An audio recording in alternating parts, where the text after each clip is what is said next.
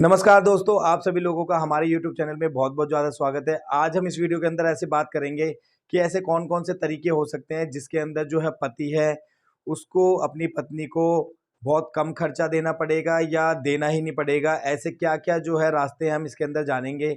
ये वीडियो उन सभी लोगों के लिए होने वाला है जिसके अंदर जो उनकी वाइफ़ है, वो एक्चुअल में सही नहीं है और वो जो है पति को के साथ सही तरीके से बिहेव नहीं कर रही या उनके घरवालों को सही तरीके से बिहेव नहीं कर रही। ये वीडियो मैंने केवल उन लोगों के लिए बनाया है जिसके अंदर पति या उसके घरवाले एक्चुअल में परेशान हैं।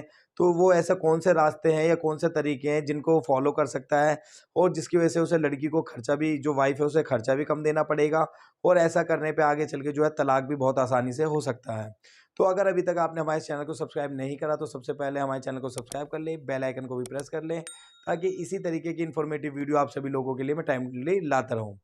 तो सबसे पहले मैं बता देना चाहता हूँ, ये जो तरीके होते हैं बहुत छोटे-छोटे होते हैं लेकिन आगे जाके बहुत ज़्यादा ये काम आते हैं। सबसे पहले जो खर्चा होता है अगर एक कोई हस्बैंड है या कोई पति है या कोई लड़का है, जो हस्बैंड है उसको जो है खर्चा केवल वाइफ़ को नहीं देना होता, उसके पास जो है लायबिलिटी बहुत सारी होती हैं।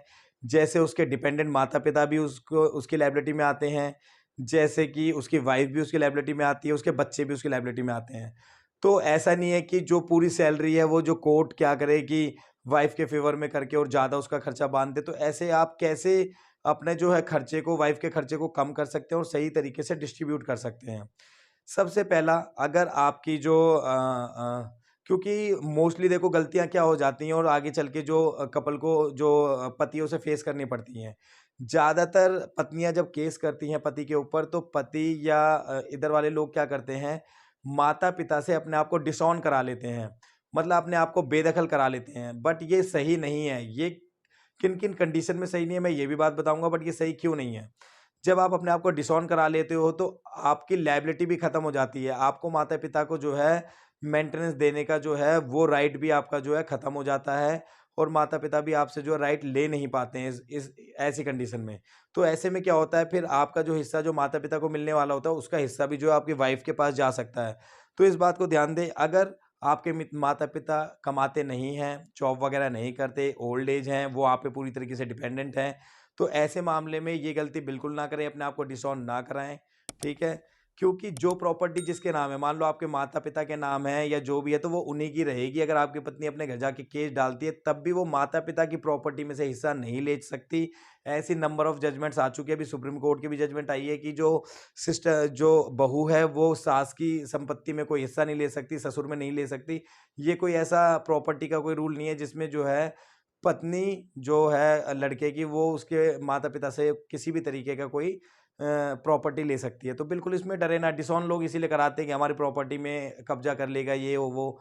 बट आप ध्यान रखिए डिसऑन बिल्कुल ना कराएँ, डिसऑन ना कराने से क्या होगा? एक जो पति है वो मान लो अगर कमाता होगा, 20,000 रुपए कमाता है, तो ऐसे मामले में क्या होगा जो 20,000 है उसके 4 हिस्से होंगे। फर्स्ट जो है उसके माता-पिता के लिए होगा, सेकंड हिस्सा जो होगा वो वाइफ़ को मिलेगा, थर्ड हिस्सा बच्चे के लिए होगा, फोर्थ उसका खुद के लिए होगा। 4 हिस्से तक कोर्ट इसमें देखो ये वेरी करता है। कहीं पे कोर्ट इसके जो है अगर 4 लोग हैं तो हिस्से तो 4 होंगे, कभी-कभी 5 भी कर देते हैं लड़के को एक एक्स्ट्रा देने के लिए। तो इस बात को आप लोग ध्यान रखिए, ये डिपेंड करता है कि किसकी क्या सिचुएशंस हैं। बट अगर आप कोर्ट में केस फाइल कर रहे हैं तो आप वहाँ पे अपनी इस बात को रख सकते हैं कि मेरे माता-पिता जो हैं, मेरे ऊपर डिपेंडेंट हैं, मेरे को उनका खर्चा उठाना पड़ता है।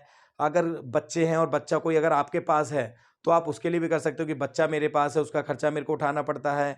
तो ऐसा करने पे क्या होगा, जो माता-पिता का खर्चा होगा और जो बच्चे का खर्चा होगा, वो आपका डायरेक्ट नहीं होगा। टोटल इनकम में से केवल वाइफ़ का खर्चा जो भी थोड़ा बहुत निकल के आएगा, वही केवल वाइफ़ को मिल पाएगा।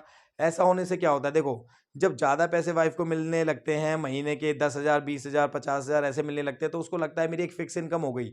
तो वो तलाक के बारे में नहीं सोचती, वो अलग होने के बारे में नहीं सोचती, उसकी लाइफ़ तो बहुत अच्छी चल रही होती है। तो अगर मान लो उसको खर्चा कम मिलता है, 2,000, 2,500, 3,000 मिलता है, तो ऐसे मामले में क्या होगा कि वो भी सोचेगी कि मैं एक बार में तलाक ले लेती हूँ और मेरे को कोई एक मोटी अमाउंट मिल जाएगी, तो मैं उसको फ़िक्स कर दूँगी या अपना कोई काम धंधा स्टार्ट कर लूँगी या मान लो कहीं और मैरिज करनी होगी, तो वो मैं कर लूँगी। तो इस बात को वो ध्यान देते हैं, तो इसीलिए आपको कोशिश करना चाहिए कि खर्चा कम से कम बने। जितना कम से कम खर्चा लड़की का बनता है, उतनी जल्दी आपका मैटर सेटल होने के चांस होते हैं और ऐसे मामले में हमने बहुत ज़्यादा देखा है कि जो मैटर वो पूरे सेटल हो जाते हैं, जिसमें लड़की का खर्चा कम बंधा हुआ होता है।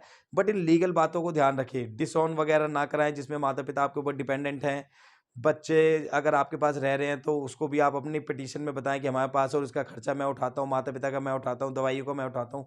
ये सारी चीज़ें जब आप बताते हो तो जो जज साहब है वो आपके फ़ेवर में ही देते हैं, वो सारी चीज़ों को सुना जाता है, क्योंकि अगर आप अपना पक्ष ही नहीं रख पा रहे, आप खड़े हो बता ही नहीं रहे, माता-पिता आपके डिपेंडेंट आपके ऊपर है, दवाई आप उठाते हो, बच्चे का खर्चा आप देखते हो, ये सारी चीज़ें आप देखते हो, आप बता नहीं रहे, तो कोर्ट को बिना बताए थोड़ी ना पता चलेगा।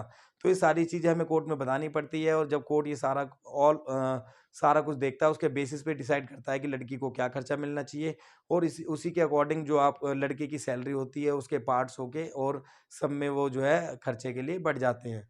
तो इस बात को ध्यान रखें। इसी तरीके की इन्फॉर्मेटिव वीडियो देखने के लिए हमारे चैनल को सब्सक्राइब करें, बेल आइकन को भी प्रेस कर दें। बहुत-बहुत